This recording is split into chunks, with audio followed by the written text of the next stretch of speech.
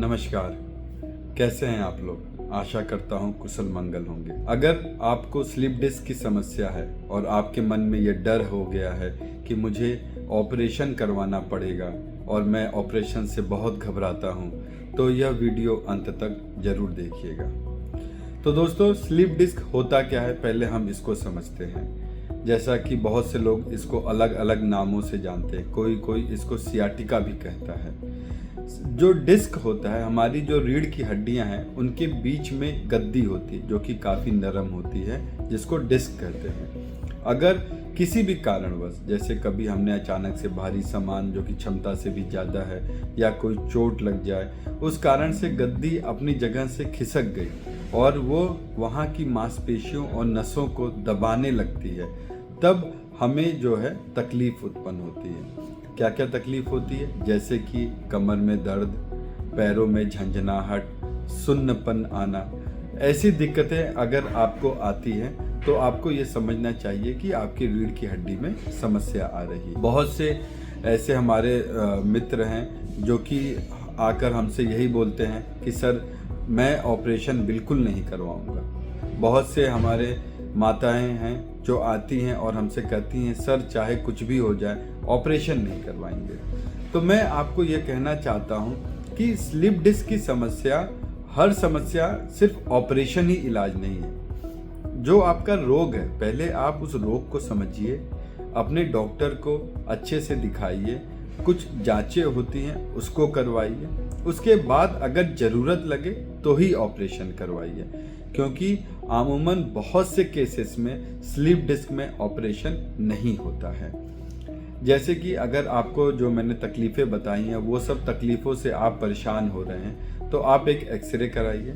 X ray के बाद एक एमआरआई जांच कराइए। जो एमआरआई जांच होती है वो सबसे सटीक जांच होती है। उसमें हमें यह पता चलता है कि आपकी डिस्क कितने परसेंटेज अपने जगह से बाहर आ चुकी है, कितना वो दबाव डाल रही है और उससे क्या समस्या हो रही है। फिर हमारा जो इलाज होता है वो उसी पर निर्भर करता है।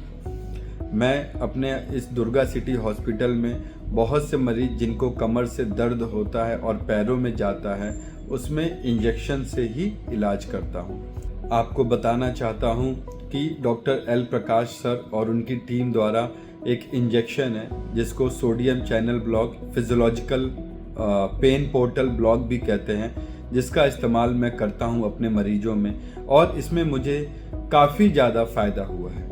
मैंने देखा है कि बहुत से मरीज में जिनको स्लिप डिस्क की समस्या बहुत ज़्यादा थी, उनको पूरा तरीके से आराम मिल गया है। अगर मान लीजिए यह पेन पोर्टल ब्लॉक से आप ठीक नहीं होते हैं तो आप एपिड्यूरल इंजेक्शन भी ट्राई कर सकते हैं। एपिड्यूरल इंजेक्शन आपको कमर की हड्डी में लगाया जाता है। इसके बारे में मैंने अपने पिछले वीडियो में भी आपको बताया था। इस इंजेक्शन से आपको कोई नुकसान नहीं होता और बहुत से मरीज जो है इससे पूरी तरीके से ठीक भी हो जाते हैं। तो अगर आपको स्लिप डिस्क की समस्या है और अगर आप इतने ज़्यादा परेशान हैं, तो मैं आपसे यही कहूँगा, एक बार दुर्गा सिटी हॉस्पिटल में ज़रूर आइए, मुझको दिखाइए और मैं आपको आपकी रिपोर्ट के हिसाब से बताऊँगा कि आगे क्या करना चाहिए।